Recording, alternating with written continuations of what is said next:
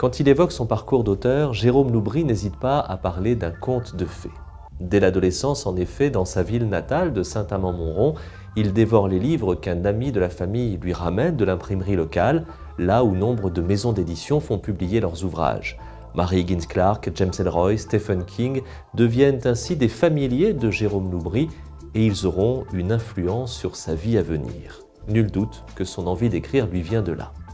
Après avoir longtemps laissé ses propres manuscrits dans un tiroir, il décide à la quarantaine de changer de vie et envoie à un éditeur ce qui sera son premier succès. Voilà comment, estampillé Kalman Levy, sort le premier roman de Jérôme Loubry en 2017, Les Chiens de Détroit. Il confirme l'année suivante avec le 12e chapitre. Une écriture précise et addictive, une atmosphère finement travaillée, des intrigues pleines de rebondissements, des personnages complexes à souhait, Jérôme Loubry a su créer son univers. Mais il va même plus loin, puisque chacun de ses romans est l'occasion d'aborder des thèmes sociétaux dont la fragilité de l'enfance est le fil rouge. Voici le nouveau titre de Jérôme Loubry, Les Refuges, un roman qui nous mène du Berry à la Normandie sur les traces de Sandrine. Et si j'insiste sur ces lieux, c'est qu'ils ont un rôle essentiel dans l'intrigue à venir.